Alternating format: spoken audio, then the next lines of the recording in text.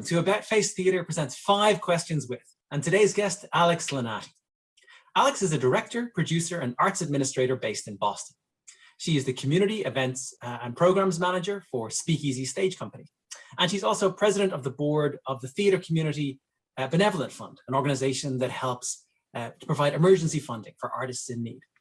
And she has been producer at Brown Box Theatre Project, a company that aims to make theatre accessible to all. She studied theatre direction at Emerson College, where for 4 years she was the host of the radio show Standing Room Only, the best of Broadway and Beyond. And she is also a master's in arts administration from Boston University. Alex, you're very welcome. Thank you so much for having me. What an intro.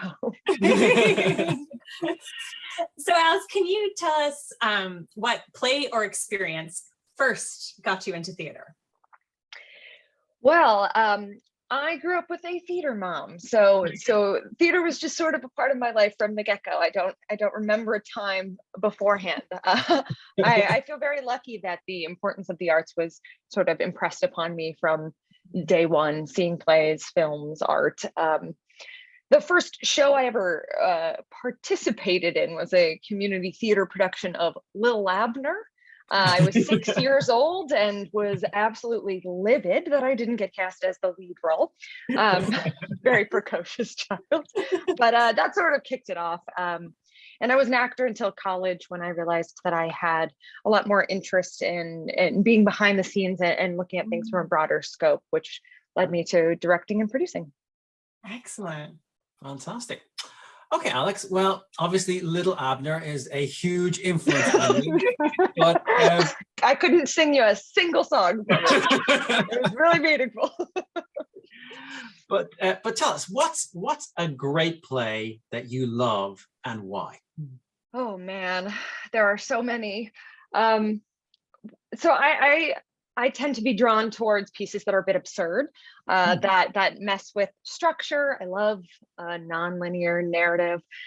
So one of my all-time favorites is a play called The Hotel Nepenthe by Boston playwright John Kuntz. It is absolutely bananas, funny and twisted and weird and dark. I had the opportunity to direct a production of it a couple years ago. It was one of the best experiences of my life. I lately, a more recent favorite would have to be Cost of Living by Martina Mayock. It just recently won the Pulitzer, and it is absolutely heartbreaking storytelling, amazing dialogue, the most complex characters. But I read a lot of plays and I have a lot of favorites. So if you don't stop me, I'm just going to keep going. Well, can you tell us about a time in your theater life where something turned out differently than you expected it to? I mean, quite simply, I feel like I never anticipated where my career was going to go. If you'd asked me in high school, I would have said that I'd end up as an actor on Broadway, very famous. If you'd asked me in college, I would have told you that I just wanted to direct. And now I work primarily in community engagement, and I find it unbelievably fulfilling.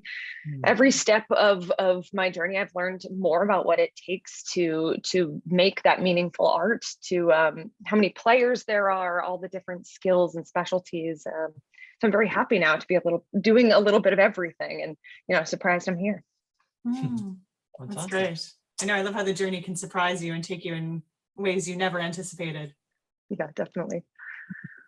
Okay, Alex, so you were talking there about, the different roles you've worked in the theater and directing and producing and community engagement, but what is it about the theater that keeps you coming back to it?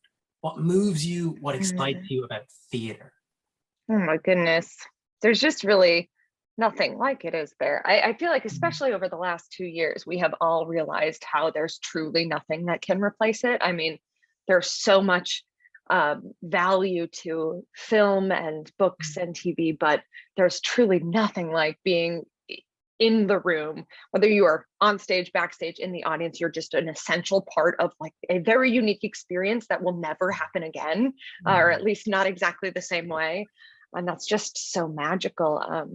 So many people I've spoken to, having seen their first live performance since before the pandemic, just talk about being so overwhelmed that they just start to cry. And I absolutely had the same experience, just so moved by how amazing it felt to be there in the room, feeling the energy of everyone around you. Oh man, it's just, there's nothing else like it. Yeah, you did right. Absolutely. Definitely. So I'm just wondering, through all your different experiences and different kind of roles and things like that, do you feel like there's any tool from theater that you found really helpful in the rest of your life? I mean, there are endless skills that I found from the theater. I mean, as basic as like public speaking skills or how to talk to people, how to project. But honestly, I'd say the most important one is just empathy. I mean, learning how to connect with people who are different from you is one of the most foundational aspects of the theater. And in my work, I've had the truly incredible honor of taking it so many steps past that. I have the amount of education that I've had on accessibility, equality, inclusion, community building, especially as of late, has made such an enormous difference in my life. It has truly changed the way that I see the world. And I know I have a lot of learning and growing left to do, but I'm very excited to do so. Yeah. I think we all do. Well, Alex, this has been great. Just as a bonus question, can you tell us anything about what you're working on at the moment? Oh, yes, I certainly can. So at SpeakEasy Stage here in Boston, we are gearing up for a pretty enormous rest of our season that will be kicking off in 2022. We have People, Places, and Things by Duncan Macmillan. Oh, such a good show. Once on This Island by Aronson Flaherty, and then the epic two-parter The Inheritance by Matthew Lopez. SpeakEasyStage.com, check it out. Personally, though, I'm very excited because we are actually about to launch a suite of accessibility services that we've never been able to offer consistently before. So for every production of ours moving forward, we'll be offering a select number of performances with audio description and open captioning. And for Once on This Island, we will be producing a sensory-friendly performance. So I'm just so unbelievably thrilled that we'll be able to reach a significant more of our community and make our work accessible to all those who want to participate. And thank you. In my lovely introduction, you did already give me the shout out, but I'm going to do just one more for the Theatre Community Benevolent Fund. As you said, it is an organization that provides emergency funding for artists in need.